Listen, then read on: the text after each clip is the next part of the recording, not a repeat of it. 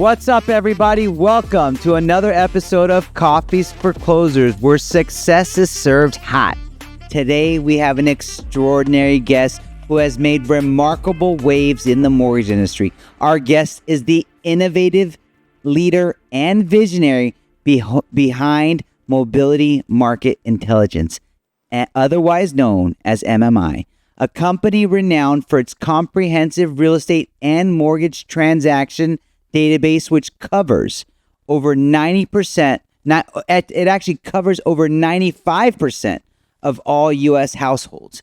MMI's data intelligence and market insight tools have become indispensable for professionals across the mortgage and real estate and title sectors. Here at eMortgage Capital, MMI is a crucial part of our recruitment process and overall B2B marketing. Please join me in welcoming the founder and CEO of MMI, Mr. Ben Teerlink. Thanks. I appreciate you having me in. That sounded pretty official. You know, that was I think the nicest intro anyone's ever given me. Oh, thank you, Ben. You know, we like to bring it in hot. Yeah, it was good. Yeah. So and thank you, Ben. Thank you for coming in from Salt Lake City. All the way from Salt Lake to beautiful Newport Beach. What do you think so far? You know, how's the weather in comparison right now? You know, pretty comparable right now. Yeah, it's might even be a little warmer in Salt Lake City right now, which is very strange. You know, there's only a small amount of time in the year that happens, but we had a little warm spell in Utah. Almost at the June gloom here. Down in Newport, but. Yeah, I know. It is a hard place to beat, so we love it here. Yeah. And I know you like to spend some time here every year, so look forward to hanging out with you more. Yeah, it's going to be good. So Ben, I like to start every podcast off the same way with all our guests is, what is Ben Teerlink's morning routine? What's my morning routine? Yeah. All right. It's, we're going to get raw and real here. This is going to be a real and raw podcast, so get ready. Here's the funny part about my morning. So without fail, I have two boxer dogs. So probably around 6 o'clock, 6:15, one of the dogs will get off the bed, come around to the side, and she hops up and literally will paw me on my shoulder until I get up and take her outside. So she's the alarm clock. If I'm out of town, she's not there, then, I struggle because she's what wakes me up every single morning. So she wakes me up, go down, feed the dogs, let the dogs out. Then I start waking up kids based on who's got to go to school first and, start getting everyone going. Then get ready, go through a bunch of emails, do a few things, drive some kids, and then cruise on into the office. So it's pretty dull, but always starts with the dogs. So they stay in the house, the dogs? Dogs are always in the house. I think my wife likes those dogs more than she likes me, so they they sleep in your room then. They sleep in the room. Yeah. So 5 a.m. or so, they're up waking you up. A little after around 6. Yeah. So nice. All right, good deal. So let me ask you, how did you get started with the idea of starting MMI? Yeah, it was interesting without boring you. I started out as a real estate agent, so had got my real estate license, was selling houses, and started building some technology, really to use for our own real estate team that we had created. And as we created that, the downturn hit, recession, 2008, 9. And so we had built this technology and thought, this is pretty cool stuff for ourselves, but with the real estate market doing what it did, a lot of the builders we worked with were struggling. And so we jumped all into doing kind of a real estate technology and started selling what we had to other real estate companies and brokerages. And, as we were doing that, it was really more of a home search product and platform, and we'd co-brand it to realtors and loan officers. And as we were doing those things, we just kept hearing from our lenders. They would say, like, we love these co-branded tools. We just don't know which agents we should be talking to. We go into an office and we don't know if an agent's, full-time, if they're doing a lot of business, hardly doing any business at all. It'd be really cool if someone could tell us that. And so we kind of sat there for a minute. We're like, I think we can show you that. So we started building it, creating it, really with that kind of idea in mind. And when we rolled it out, started showing people, the reaction was pretty awesome. So in 08, 09, like what were you using to aggregate that data? Yeah, so if you rewind to 08, 09, we were building home search apps initially. And, it was crazy because we'd go into real estate offices, and this is kind of how it dates it, but we were telling agents that it was going to move away from their Trios and their Blackberries, and people were going to be using iPhones and Androids, and they look at us like we're crazy. And so you'd like try to pull up pictures of homes on your phone, and it would like load step by step. It was pretty crazy. So that was clear back what we were doing, and just storing some stuff locally. Totally different world than it is today, but yep, that's how we started. Nice. So you started with the crazy idea, and it materialized. Did you do the development yourself? No, had much smarter people than me build it out. Just kind of sat there and had our team, kind of listen to me. And sometimes I think they'd look at me like, "Why do you want that?" Like, well, I guess we can put that together. And then we'd go out and talk to clients and say, "All right, is this what you want? Is this helpful? What do you think about this?" And yeah, and we'd keep going back to the drawing board and adding things and adjusting things, and yeah. I love that you have that same mindset. You still go out to your clients and go, "Joe, do you think this would be useful?" "Hell yeah, I think that would be useful."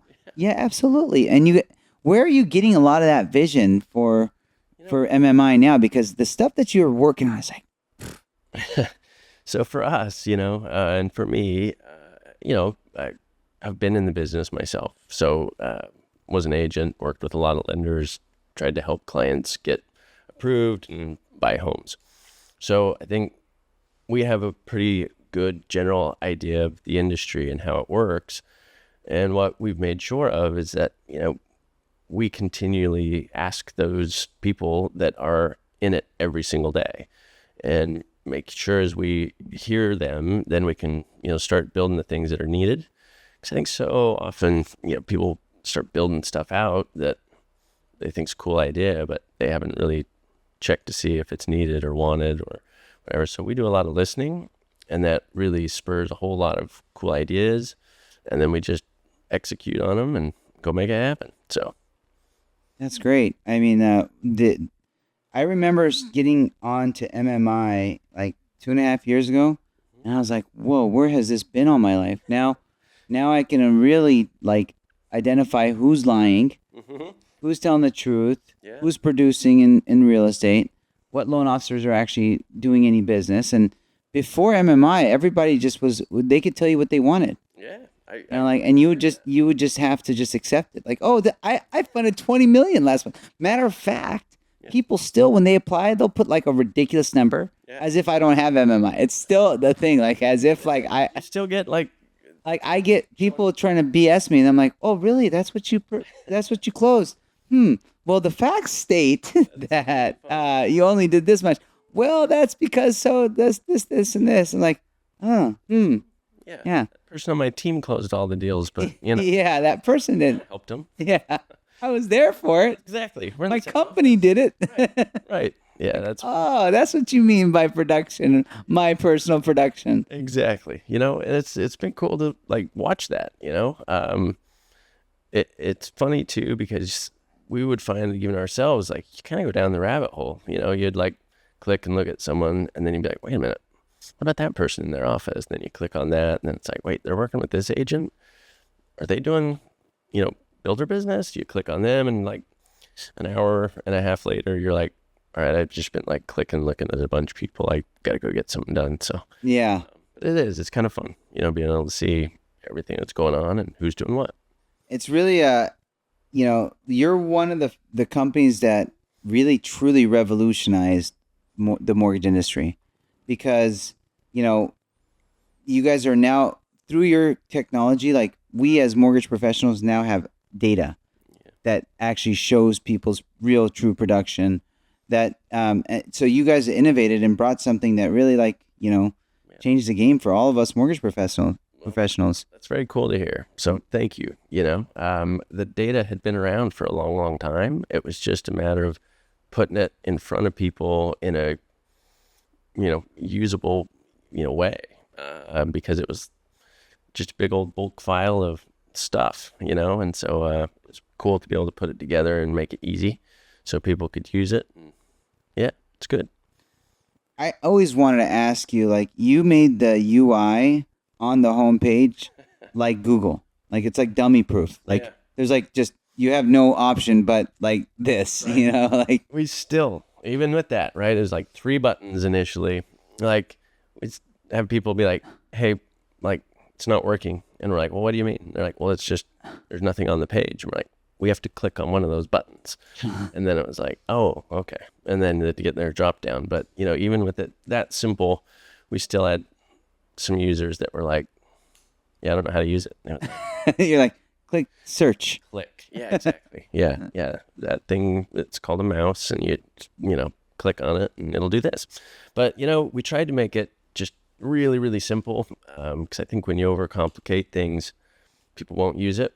And, I think people appreciate that sometimes you don't want to look at a big old spreadsheet or a, complicated kind of thing. You just want to see pretty straightforward, easy to use. Yeah. It's really like a Google for mortgage professionals. Yeah, it really is. And I mean, that's how I use it. Like I can get my data in seconds. Yeah. But with that, like the simplicity of it, it's such a powerful tool, because, I know for a fact that I don't use many of the features of MMI. Mm-hmm. So given the simplicity, like you still have a lot of trainings around MMI, a lot of people kind of learning how to really leverage the tool properly, mm-hmm. and implement it into their existing ecosystems. Yeah. And that's one thing that, we've realized is, as time goes on, we continually listen, and people say like, it'd be really cool if you could, have this capability or search or filter this way or do this or that. So our team will, go create that. And so, now it's a matter of helping everyone understand all the things that it does have. Because I think, in the beginning, people would come in and do, like you said, kind of that Google search, right? Yeah. You just come in, check production, kind of see who's doing what. And now there's so many additional things you can do that, we're trying to let everyone know all the extra things that have been added to it. So it's and you guys just continue to add some more integrations, more capabilities. We got the credit trigger thing coming out. You got the bulk imports now as a feature. Yeah. I mean, it's just Prop Intel as well. So the property intelligence pages, which are pretty cool. So that's going to be amazing. Yeah. I'm really excited about the property intelligence. I'm really excited about the bulk imports. I love the integration between bonds. So let me ask you, because I got a series of questions to ask you, but this is just from my own personal knowledge. Like, mm-hmm. What inspired, or actually, like, what were you thinking when you purchased Bonzo? Like, for a data company mm-hmm. to buy a CRM technology, and like the vision behind that. Yeah.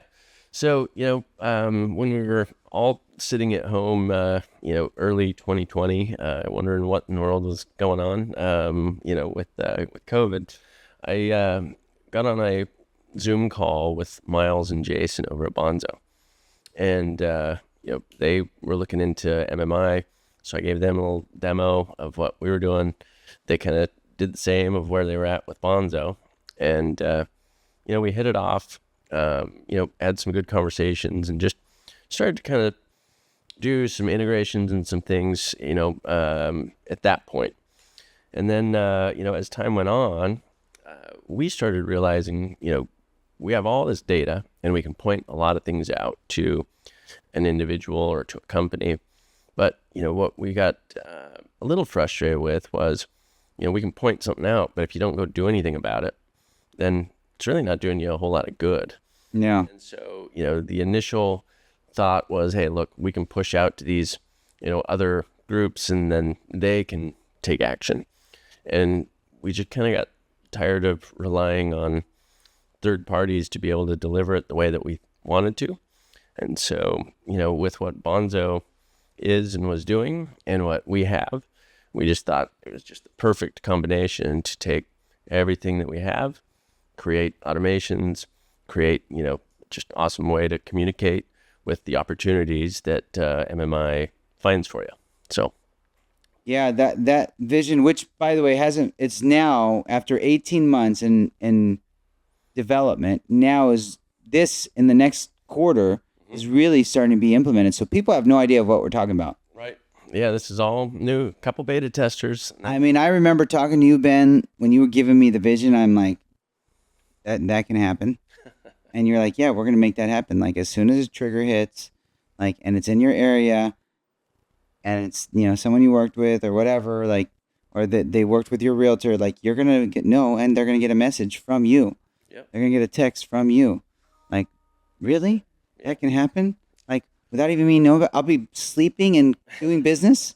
Yeah, like, that's right. like without even me knowing, I'll be prospecting other than all the normal capabilities, but like prospecting with your ecosystem, with your past clients and clients that worked with your realtor database, etc. Like this is like taking automation to a new level. Really is, and I think everyone gets busy with their day to day.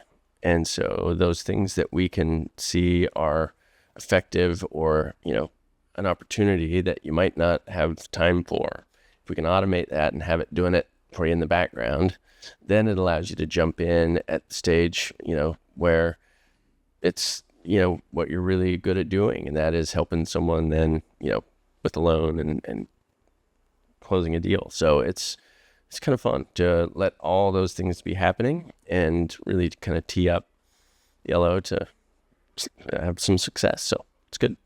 I think that's also going to be like the major distinguishment for people who want to win right now is that they have to get in front of that client first before the client decides I want to work with AI. Because this whole AI revolution that's happening, people are going to be like, I don't want to work with an LO.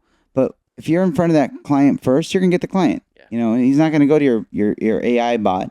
He's going to work with you because you got him first. Although you did use automation to get to him. Yeah. Right. And it's those personal touches, like to just communicate with them about something that is,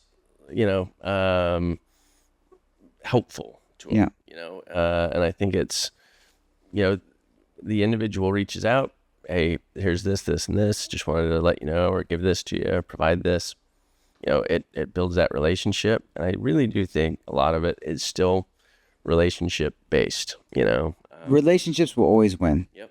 Relationships will always win. Yep. And then that's something that you guys are kind of fostering as well, is that additional human touch through Bonzo, even though it's automated, but there is that, that personality that's being delivered through the Bonzo automation workflows. Right. The AI tools and everything that we're bringing in are amazing. I'm excited. Yeah. Jason touched on it. Talk a little bit about it. But it's still the individual, right? It's them. It's that, still them. It's just, working for you while you're sleeping, it's pretty cool. Yeah. So, I mean, we haven't even started the show, by the way, yet, because we just kind of got off on this tangent. So I really, we're very much in the very beginning of this episode. So I like to start chatting with someone about their entrepreneurial journey. What inspired you think, to become an entrepreneur? It's not for everybody, and yeah, maybe it's always for crazy people. I was gonna say, man, I think I'm just crazy. It's interesting. I was not a great student. Struggled to sit in class. Just always thinking of things, and you should do this or try that, and So I think it was just kind of baked in, that I was always trying to do something, build something, and, you try some and, they don't go quite so well, and, you have to pick yourself up and go try something else. But it was just that excitement of like, what if I create something and it does this, and then people would like it and use it, and, it's weird, but it's fulfilling. It's fun. Yeah. Like every day for me is fun, and it doesn't feel like work because you get to create stuff, and I like that. So. And you're a creator organically. That's like, what year did you know you were going to be an entrepreneur? Like, was it 08, 09? That's when, was it before? Was it when you were a kid? Yeah, it was fun as a kid, I think, just always kind of wanted to go. It's very strange. Like my parents laughed, and they're like, I used to tell them that I wanted to be an inventor, and it was like, what's an inventor, And my ideas back then were like, spring shoes, and then, I saw them in like the Sears catalog and was like, dang it, someone did spring shoes. And then it was, other random things, and it was just always wanted to make something, do something. So I don't know. It's maybe my wife wishes that I would just not have so many ideas and go try so many random things, but it's just kind of baked into me. That's what it is. So sounds like my wife with me. Right. It's like, another cockamamie. Right. Like, what's this idea? Like, yeah. What are you talking about? That idea. And it's like, okay. So yeah, it's pretty fun. Yeah. My poor wife, like, God bless her. Right. It's like, it's, my wife is very patient. Yeah. Very patient. Like, so I'm very grateful that she been along for the ride, and all the craziness of, the ups and downs and building the business, but it's rewarding and awesome when you have that support and everything else, because it's not easy. No, the entrepreneur's journey is very bumpy. Yeah, it is very bumpy, and I think often people see the end result, maybe some success from different entrepreneurs, and I think they don't realize often the scary days, the brutal days, the days that you go, what am I doing? What was I thinking? But you power through it, and so it's an awesome path and journey, and you learn a lot as you go through it. But it's not for everybody. That's actually my next question. It's like, what was like the hardest thing you dealt with building MMI? I think for me, we had to do a lot of different pivots. I mean, we started in 2009, and in 2009 it was a home search app. We were selling directly to real estate agents in the worst real estate market that anyone had seen for a long, long time. So trying to get it off the ground, build it, learn what all that was about, and at the same time having a family, 4 kids, wife, house payment, car payments, all those things. It's a grind, and it can get really tight and even scary at points. So there were many times that I think you kind of look around and you say, how am I going to make it? But so I'd say those are some of the most challenging things. Knowing that where you're headed is going to be worth it, and that you're going to keep going, but getting pretty close sometimes on that journey. Those were tough. I mean, you guys didn't dominate really till like 2020, 2021. That was a long journey. And we did. We had several, things that we had to do and pivot and adjust and change. And, our first version of MMI, we rolled out summer of 2018. So prior to that, we were a home search app, co-branded. What was it called? Under Mobility RE, for mobility real estate. And it was essentially, and product's still there. People still utilize it. Some really cool things that we're doing with it, bringing it into MMI.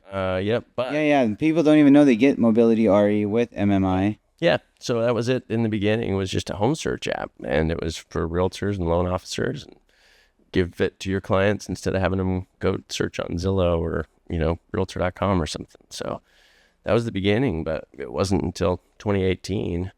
So many years before, Yeah, mobility already definitely didn't get you to where you're at now. And it was like, it's hard to give it the value that it deserves because everyone's like, I'll just use Zillow. It's so easy. I don't need to use this custom app. Right? But I guess at the time, there wasn't any real, like Zillow wasn't a great app. Right. You were a true custom white labeled app solution. Yeah, which, was, I think, a nice thing for the agents. It was just a challenge then like I said, we were telling like realtors, hey, it's not going to work very well on your Blackberry, but, I promise it'll be cool later. You should still buy it and get an iPhone. And they'd kind of look at you like, nope, this keyboard's too good. Like, yeah, Blackberry's not going anywhere. Oh my gosh. By the way, I never want to get rid of my Blackberry. Right. And it was a tough adjustment for me to It was tough. And then you looked at this like just weird, completely flat device you're holding. Like, where's the keyboard? Yeah, what am I going to do with this? Yeah, I remember that transition was rough for me. It was. I actually went from a Blackberry to a Android phone. Did you? Yeah, and then Right, so the question is, you still? no. I mean, I switched off of Android years ago. Okay. Yeah. Years ago, but I then remember loving the smartphone Android, and then switching from Android to Apple. Then I'm like, wow, this is what I really should have switched to in the beginning. Yeah. Yeah. I went from a Trio, with the like little stylus, Yeah, Yeah, to an iPhone, and that was also Android too, right? The Trio. I know. I think it was some. I swear it was like, I don't know. It's had some weird operating system. Yeah. It was not ideal. Yeah, But in the time, it was innovative. Yeah, it was cutting edge. pretty sweet. Yeah. So given all the adversity that you dealt with, what is it that kept you going to go through 10 years of pretty much not Yeah. very lucrative? Not very lucrative at all, and even got to a point where, thought, well, this might be it, I might have to start over or do something different, and then fortunately we were able to kind of get control of the business again and start innovating and doing some cool things. But I think for me, what kept me going, because I had many conversations at home about go get a 9-to-5. It'd be a great idea. And, I just would sit there and think, I don't think I can do that. I think I'll go crazy. I'll lose my mind. We've got something that's really cool and I need to see it through. And, I'm going to keep pushing and pivot and adjust as I need to. It's just, you kind of have this vision at the end, and I couldn't just like take a no or it's not going to work. And so it was kind of just that not giving up. Yeah. That kept me going. But I think it was also like when you look at people around you that you love and you care about,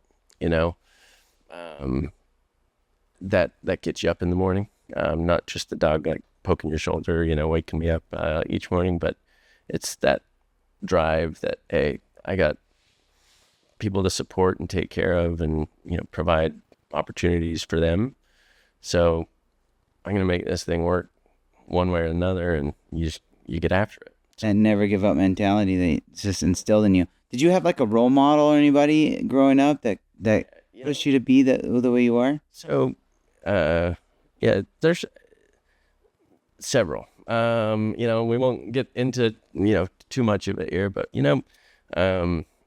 my dad was a big role model for me. And, his example, I spent a lot of time following him around and learning how he sold things. He was commercial real estate development and did all the leasing. And so I learned how to do the AutoCAD, and I'd follow him around and go talk to tenants and draw up their space. And I'd listen to him and how he treated people and how he positioned things. And he was an awesome example and role model for me. But also my mom, it's really interesting. She just had this constant like building me up as a kid. And just like my mom thought I was the greatest, and she'd tell me this all the time. And I don't know that I was always the greatest at these things, but man, my mom sent me out the door thinking that I was. And so she gave me this confidence and support that just, was really pretty amazing, and I look back at it today and I'm appreciative of that, because it's like, like she made me think, you can go get it done. You can go do it. You can, put your mind to it. You can do anything you want. So those two are big. Third one is hanging up on your wall. Michael Jordan was like my favorite ever. And, it didn't go over very well being from Utah, because it beat the Jazz, and Yeah. family was mad at me for cheering for the Bulls when John Stockton was right there, living in your neighborhood. John and Carl were right there. And Carl's still there. yeah. And, I wasn't cheering for him. And, it was a sore subject in our house, but, Did you play basketball yourself? yeah. Once again, it was probably my mom telling me, hey, you're good. You're a good basketball player. So yeah, sure. I played, until my freshman year in, high school. And after that, I You figured, still don't play anywhere? You don't play in? I'll go play in the backyard with the kids, little pickup game here and there, but, No men's league. the end of my, basketball career. Oh, we still have a men's league here. Do you? Yeah, we still play. Hey, I'll come down. We had a game last night. Did you? I have to find out the verdict because I brought a ringer in, and I couldn't make the game last night, obviously, because I was with you. Mm-hmm. But I hope we won. Yeah. You bring a ringer in, you better. Yeah, like because we needed a ringer. I mean, we're playing 40 plus. Well, actually, it's the D League, but in Newport Beach, you get like really good players because the C League gets college athletes. The B League and the A League are like former NBA players. So Yeah. it's Slightly out of my. yeah. But the D League is still fun, and So is this like down like No, it's at the beach? no. This is a league with refs and everything. Like legit. Yeah. It's not It's like down in Laguna. guys get mad and they throw the ball at you if they there's referees and you get ejected and just suspended the whole deal. Legit basketball. Yeah, legit basketball. Okay.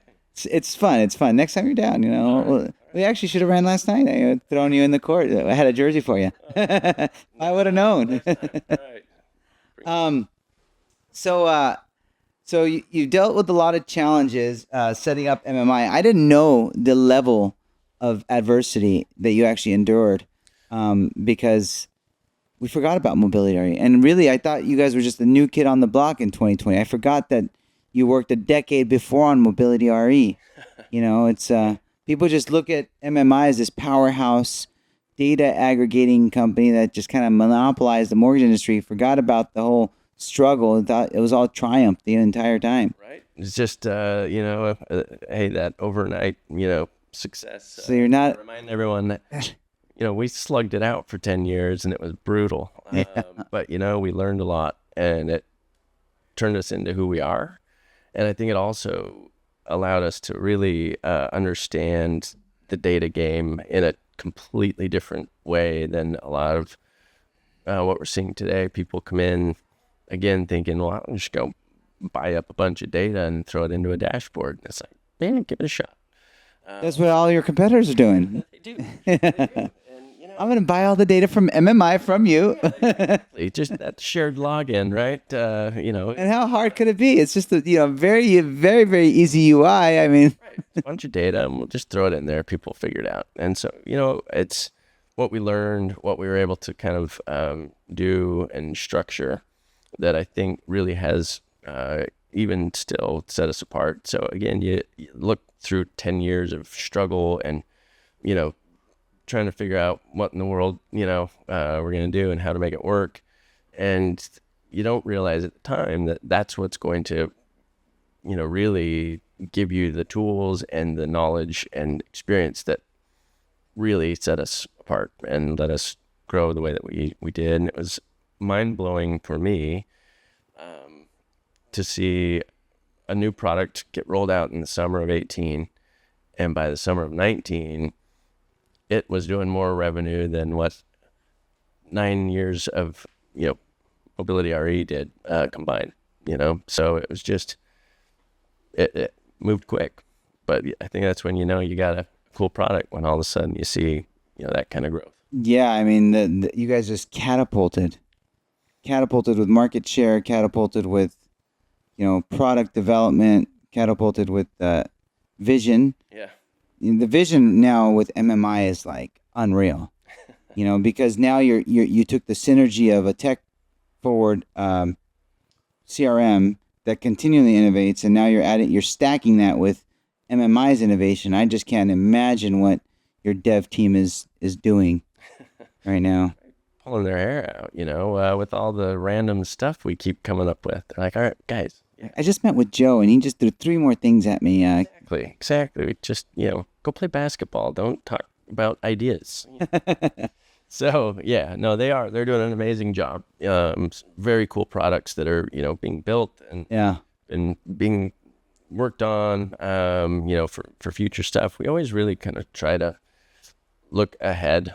So a lot of the stuff that we're building now and releasing now is stuff that, will be beneficial also when, there are refi opportunities and other things. So it's kind of that forward thinking, hey, let's make sure that we have all the stuff before everyone else is thinking about it, so. One thing I want to ask your opinion of, like, because you've been so resilient and managed to be very successful, is there any specific skill or a mindset that someone in the mortgage or tech sector has to have right now to really thrive? Yeah, I think endurance, it's a grind and it's tough. But I think trying to be, a little more efficient and effective at where you're going to spend your time and what you're going to be doing. Obviously, volume's way down. It's harder to find the deals.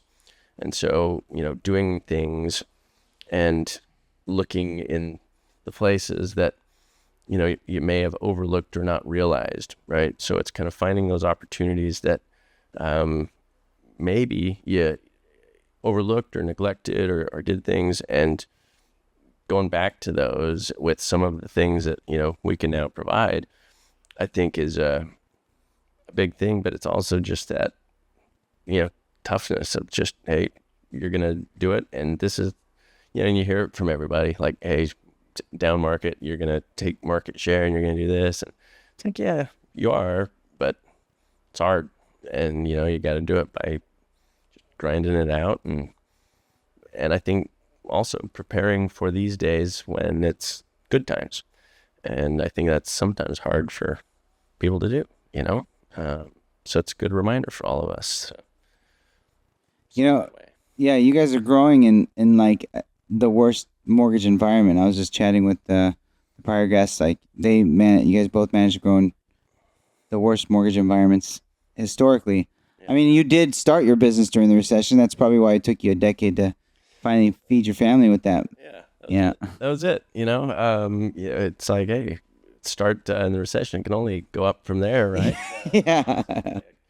No, so yeah, it is cool to see, but I feel like it's because we're helping the industry be more efficient and elevate, and it's like, hey, things are tough now. Here's where we should focus, and here's what we should do to make sure that we get the production we need and get the deals that we can get. So that's, fortunate for us to be able to grow, but also to be able to help everybody. So it's awesome. Now, after all the success you've had, and you continue to grind like an animal. Okay? You're grinding every single day, and you just now not only you're grinding every single day, but you're grinding at a pace where you're like, oh, it's go time, because now you're innovating at the speed of light. Because you guys are just like, you're dropping all these innovations that probably would have taken you like 10 years to drop before. Right.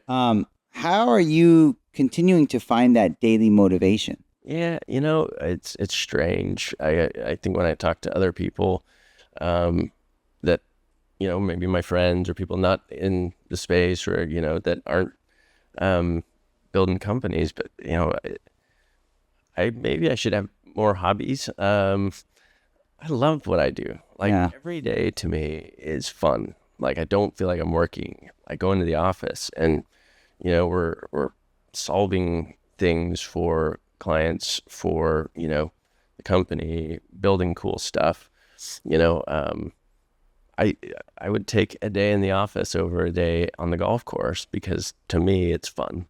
And so, there are challenges and tough times and tough days and you run into some hurdles. But when you love what you're doing and you have this, it just gives you a different drive, It's, if I were punching the clock, it would have been really hard to slug it out this long. But Yeah. it's something that you really enjoy. It's a different deal. So Totally get it, because we faced that same adversity of like, do I gotta go punch the clock during when the rates went up in 2018 and I was having my first kid, or I was right around there, or my second kid. I was like, my wife's like, go get a regular job. Like, this entrepreneur stuff is just a little crazy. right, yeah, And make less money. I'm like, oh, that's not me. I can't clock in and out. That's just not how I roll. no, I say, Yeah. So you guys really have taken a big leap with AI, and you guys got like many different AI platforms you're integrating, rolling out, building. How do you think AI is going to reshape market intelligence? I think it's going to do some really, really cool things. When you think about the amount of data that's sitting, in our platform, Yeah. and we've tried to create tools and search parameters to where you can kind of access some stuff pretty easily and point out things for you. But, when you look at how many opportunities there are that someone might not ever have any concept or idea of was there, AI can come in and process a whole lot of things and do a lot of these cool things that it finds that a human would have a hard time doing. Yeah. Spending that amount of time digging, Yeah. it can do it. And so I feel the AI component to, that much data and the opportunities is exciting. And then I also think kind of echoing the things that you want to tell your clients, to be able to have help in doing that, it's so, I think there's going to be some amazing innovations and I'm stoked about it. Yeah, there's going to be some cool stuff. That's awesome. Yeah. Now, real quick here, just to wrap up here, because I like to close the show out with a couple questions. What is a personal goal that you have for yourself? What's a business goal that you have for MMI? Okay. And what's a goal that you have for the family? Okay. So, personal goal first. For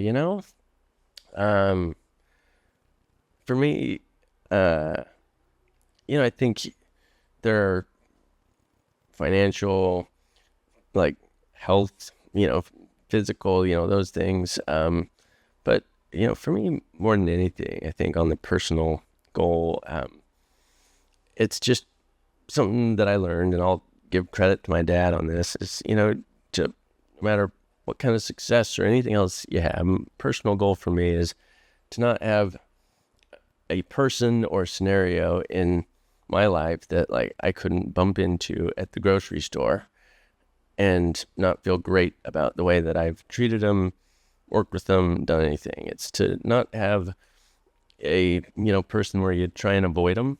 Yeah. Because you had conflict with them. So for me, personal goal is to like just treat people right, be good, to everybody, and You have been. and that's the goal. And I think you do that, try to look at the positives, changes things, can make you pretty happy. So that'd be personal goal, to just continue to try to live that and do that.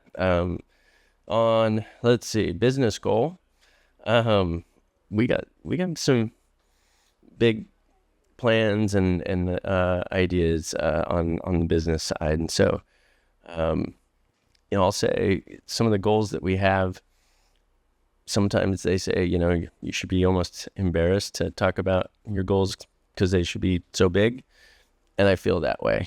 I think the things that we're bringing to the table will revolutionize and change, I think, how deals transact and consumer interact with the lender. Is going to be really cool. So I would say to make a significant change in the process, but also make a significant change to maybe borrowers that haven't been able to buy a home. Yeah. To be able to help them to be able to, because I think home ownership is life-changing. It is. And it's generational. And so for me, that's a goal that I would like our company to not only create cool things, but also to help people to achieve, what has been, I would say a huge blessing for me and my family. And so that kind of moves on to the family side of it. So we can wrap up. And, family goal for me is, I watched a podcast. I interview a guy, very successful guy, and they said, well, how do you define success?